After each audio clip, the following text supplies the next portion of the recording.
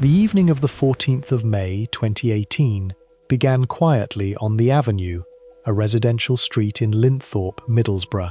It was a Monday, the kind of ordinary weeknight that leaves no particular impression on anyone passing through.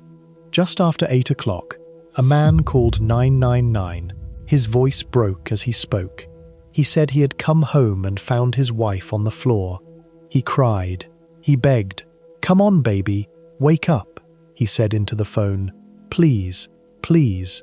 The call lasted several minutes. To anyone listening, it sounded like a husband discovering the worst thing imaginable. It was not. Jessica Patel, 34 years old, had been dead for some time before that call was made. The man on the phone had known that. He had left the house, bought a pizza, visited the pharmacy he ran with her, sent her a text message he knew she could never read, and then returned home and dialed the emergency services, weeping on cue. By the time police arrived, the living room had been ransacked, drawers pulled out, items scattered. Jessica's wrists and ankles were bound with duct tape. Her mouth was covered. The scene looked, as it was intended to look, like a burglary gone wrong. There was no intruder. There had been no break-in. There was only a husband who had spent years planning what he was going to do, and a phone in his pocket that had recorded almost every step of it. This is the story of Mitesh Patel and Jessica Patel.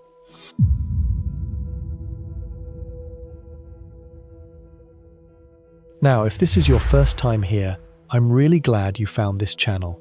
Every day, I dive deep into real criminal cases, breaking them down piece by piece so we can actually understand what happened and why.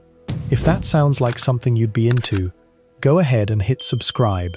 It's free, and it means a lot. Okay, now let's get back to the case. Jessica Patel was 34 years old. She had grown up in West Yorkshire, within a close-knit Hindu community, and had known her husband since childhood. She had qualified as a pharmacist, and by the time of her death, she and Mitesh had been running their own pharmacy together on Roman Road in Middlesbrough for several years. Those who knew her spoke of a woman whose warmth was genuine and consistent. Her family described her as beautiful on the outside, and even more so on the inside. A person with a truly selfless soul who extended kindness and generosity to everyone she met. Even in her own hardships, they said, she would still offer a warm smile. That detail is not a small one. It says something significant about the weight she was carrying privately, and the way she carried it. Jessica had very few close friends in Middlesbrough. The move from West Yorkshire had taken her away from the community she had grown up in, away from the people who had known her longest.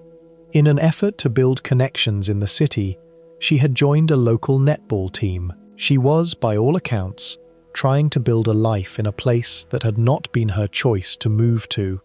The thing Jessica wanted most, and spoke of most openly, was to become a mother.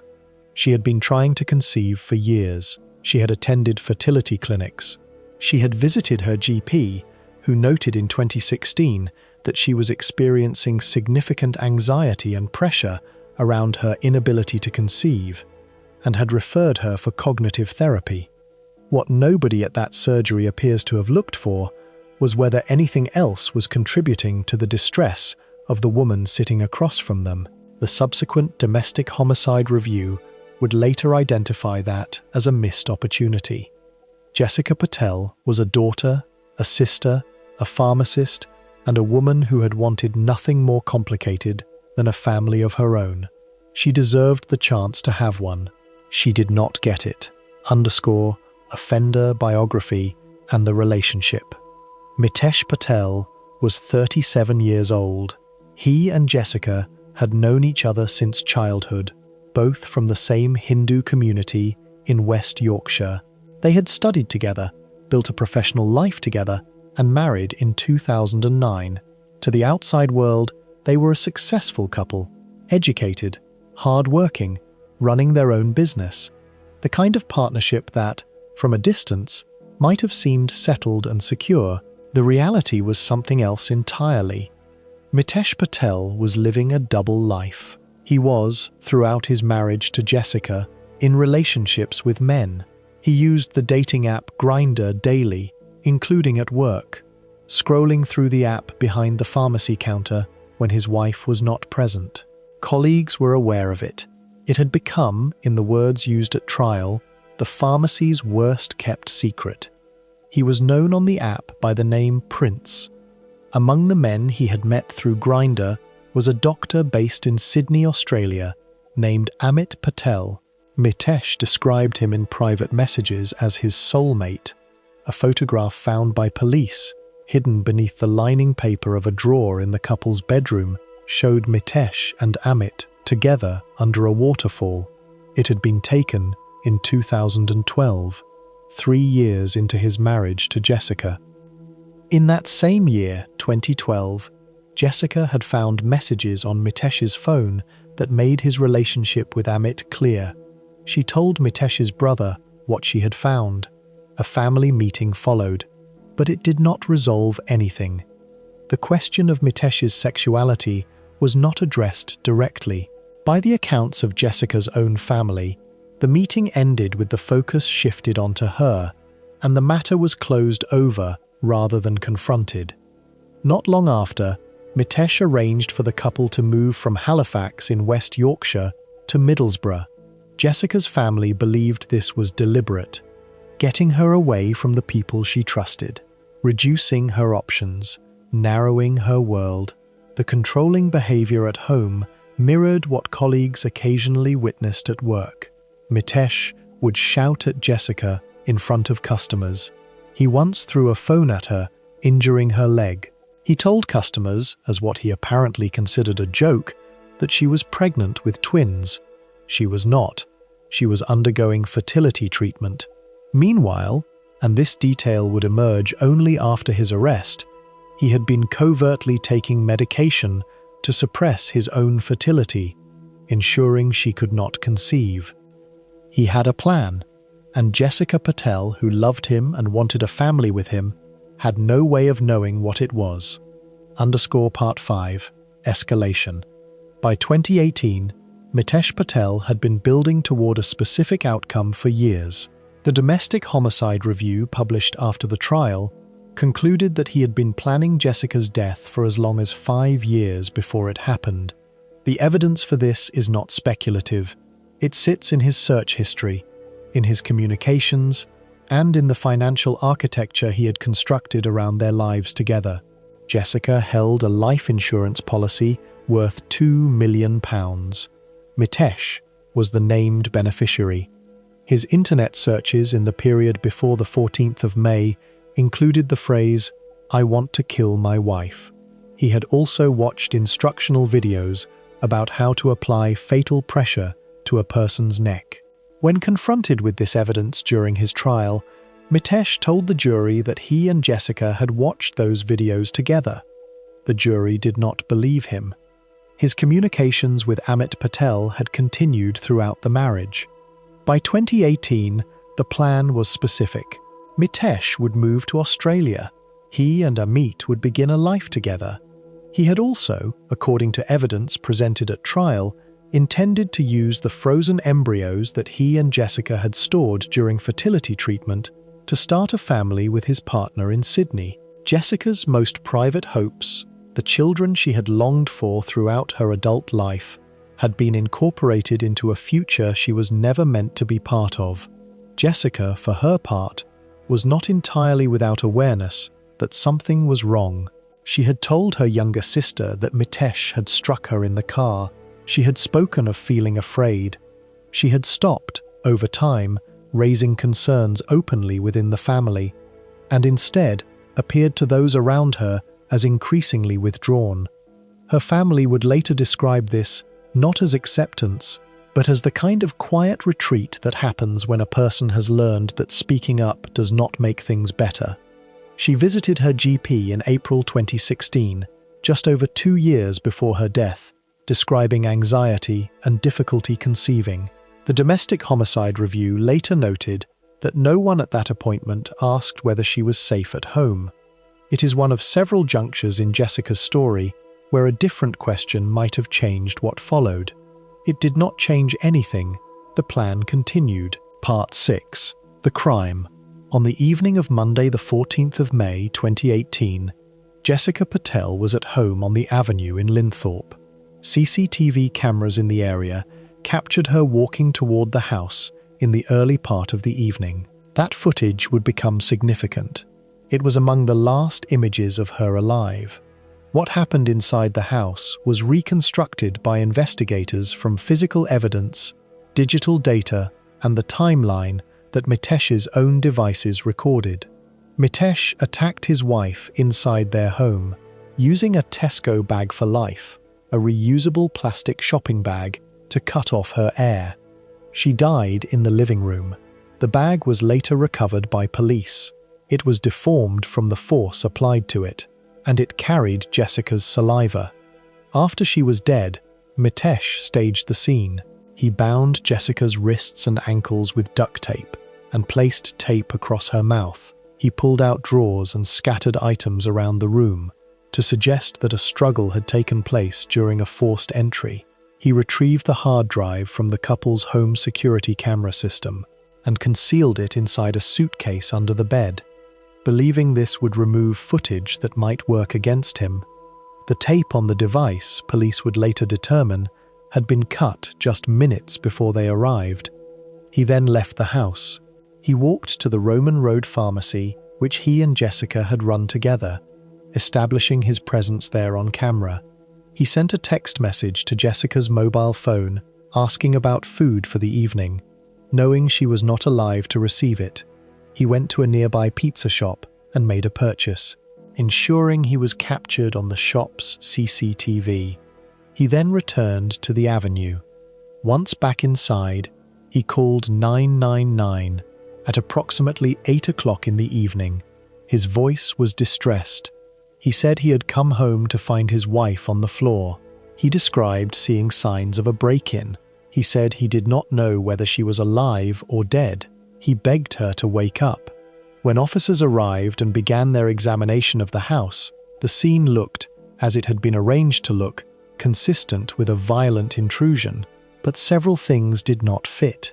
There was no sign of forced entry. The security camera system had been disabled, and in the bedroom, tucked beneath the lining paper of a drawer, was a photograph of Mitesh with another man. That photograph was the first thread. The investigators began to pull it. Part 7. Forensic and Investigative Evidence. The case against Mitesh Patel was built on 3 interlocking forms of evidence, each one independently significant, and together forming a body of proof that left no room for his alibi to hold. The first and most striking category was digital evidence from the couple's iPhones. Jessica's phone contained the Health app standard to Apple devices, which passively records physical movement throughout the day. At 7:44 in the evening, just before Mitesh was captured on camera leaving the house, Jessica's Health app recorded 14 steps. After that, the phone recorded nothing. It did not move again until a police officer picked it up from outside the property at 20 minutes to 9 that evening. Mitesh had placed it outside the house, apparently to suggest that an intruder had discarded it. Meanwhile, Mitesh's own Health app recorded what he was doing during the period when, according to his account, Jessica was alive and he was simply leaving for a walk. His phone recorded him moving rapidly up and down the stairs of the property. This matched exactly with the movement police believed he was making as he staged the scene after Jessica's death. These 2 devices, one belonging to the victim and one to the man who killed her, corroborated each other's data in a way that demolished the story Mitesh had prepared. The second category was CCTV evidence. Footage from cameras across the Linthorpe area placed Mitesh at the pharmacy and at the pizza shop. During the window, he claimed he was out walking. Rather than establishing innocence, this footage became part of the prosecution's demonstration of deliberate alibi building. Each stop had been chosen because it would be recorded. The return journey home captured on nearby cameras, placed him back at the avenue at the approximate time he made the emergency call. The home's own CCTV system, which Mitesh had disabled by removing the hard drive, was also significant in its absence. The jury heard that the recording had been interrupted minutes before police arrived. The act of concealing the drive was treated as consciousness of guilt. The third category was physical evidence from within the house. The Tesco reusable bag, recovered from the property, showed signs consistent with having been used to cover a person's face and neck with sustained force. The duct tape used to bind Jessica had been applied after death. As part of the staging of the scene, forensic examination confirmed that the manner of Jessica's death was consistent with the application of manual pressure to the airway over a period of time, not the brief and violent struggle that a burglary scenario might suggest. The internet searches and video content found on Mitesh's devices provided context for all of this. A jury was told about searches using the phrase, "I want to kill my wife," and about videos he had accessed concerning fatal choking. Mitesh's explanation that he had watched these videos with Jessica was not accepted. At trial, Mitesh Patel denied murder. He admitted his relationships with men. He admitted his connection to Amit Patel. He admitted using Grindr. But he told the jury that all of it was coincidence, that the searches were unrelated, that the evidence, taken together, meant something other than what it appeared to mean. The jury of 6 men and 6 women deliberated for under 3 hours before returning a guilty verdict. Part 8. Psychological analysis. It is important to state, before going further, that nothing in this section is a clinical diagnosis. No formal psychological assessment was submitted in evidence at Teesside Crown Court. What follows draws only on the documented facts and the framework used to understand cases of this kind. The first thing to observe is the sustained and calculated nature of what Mitesh Patel did. This was not an act born of a single moment of desperation or sudden loss of control. Police concluded that the planning stretched back at least 5 years before the 14th of May 2018. The financial preparations, the insurance policy, the relationship maintained in secret, the searches conducted over time, the fertility suppression, the plan to emigrate and build a new life, all of this preceded the act itself by years. What was done to Jessica was the final step in a plan, not the beginning of one. The second element worth examining is the way Mitesh maintained his position throughout. During the marriage, he presented himself publicly as a successful professional, a devoted husband, a respected member of the pharmacy community. He managed 2 realities simultaneously for years: the marriage visible to the world, and the relationship with Amit Patel concealed beneath it, the photograph hidden under drawer lining, the daily use of Grindr conducted openly at work but never disclosed to Jessica, the family meeting in 2012 that somehow concluded without his sexuality being addressed directly. These are the marks of someone practiced at managing information and controlling what others knew about him. The third element is perhaps the most telling: the cruelty embedded in the domestic detail. The fertility suppression is not simply a matter of deception within a marriage. It was a targeted act carried out against a woman whose most significant source of distress was her inability to conceive. He had sat with her at fertility clinics. He had watched her attend appointments. He had allowed her to believe that they were working toward the same thing, while secretly ensuring it could not happen. Whatever explanation one might find for the rest of his behavior, this particular detail resists any framing other than deliberate cruelty. The judge, Mr. Justice Goss, addressed Mitesh directly at sentencing and told him that he had only pity for himself. He said that Jessica had loved him and had wanted desperately to build a family with him, but that he was only attracted to men. That observation is not without compassion for the complexity of Mitesh's situation. but compassion for what he concealed does not account for how he concealed it, or for what he did to the woman who trusted him. Part 9. A different kind of honor killing. The Domestic Homicide Review, published in 2020, made a recommendation that has not received the attention it deserves. It suggested that Jessica Patel's death should be understood as an honor killing. That term is most commonly associated with violence committed to protect the perceived reputation of a family within a culturally conservative community, typically directed at women. It is not a term usually applied to cases structured around financial gain and a secret relationship, but the review's reasoning was specific. Within the cultural framework in which Mitesh and Jessica Patel had both grown up, ending a marriage may have carried a social cost that Mitesh was unwilling to accept, and in particular, ending a marriage in a way that would reveal his sexuality to their community. Murder, the review concluded, may have presented itself to him as the only exit that preserved what he considered to be his standing. This framing matters because it changes which questions get asked, and about whom they get asked. It is not, in itself, an explanation for what he did, but it points to a dimension of the case that sits alongside the financial motive and the relationship with Amit Patel, a dimension that is easy to overlook when the most visible elements of the story involve technology and insurance money. It also points toward the cultural context in which Jessica's own distress was invisible to services.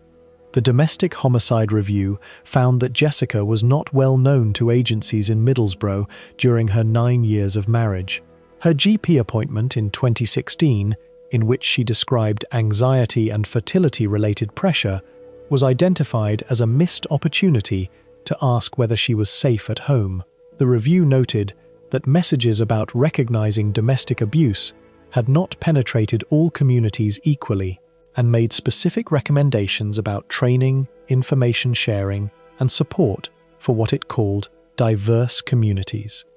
There is a practical question in all of this that the review raises without fully answering. What does recognition of domestic abuse look like in a household where both partners are educated professionals, where the abuse is largely invisible to outsiders, where cultural pressures discourage disclosure, and where the GP surgery shared by both parties is also closely connected to the pharmacy they run together? Jessica Patel fell between every available gap. The review's job was not to assign blame for that, but it identified the shape of the gap, and in doing so, made the argument that cases like hers require a different kind of attention. Part 10. Closing and Call to Action. On the 5th of December 2018, Mitesh Patel was sentenced at Teesside Crown Court. Mr. Justice Goss described him as evil and callous. He told Mitesh that Jessica had loved him, had wanted a family with him, and had been deceived and abused throughout the years she believed she was building a life alongside him. Mitesh was sentenced to life imprisonment with a minimum term of 30 years. He showed no discernible reaction as the sentence was read. He walked silently from the dock with his hands clasped in front of him. Before sentencing, Jessica's family addressed the court. They spoke of a woman they would give anything to see again. They said they would tell her how much she was loved and how they wished they had been able to protect her. They spoke of a guilt that would stay with them for the rest of their lives, not because they had failed to act, but because they had not known the full extent of what was happening behind a door they had been kept away from. Her family described Jessica as a rarity, beautiful on the outside, and even more so on the inside. They said that Mitesh had not valued her life, but that many people had, and that those people would carry her with them.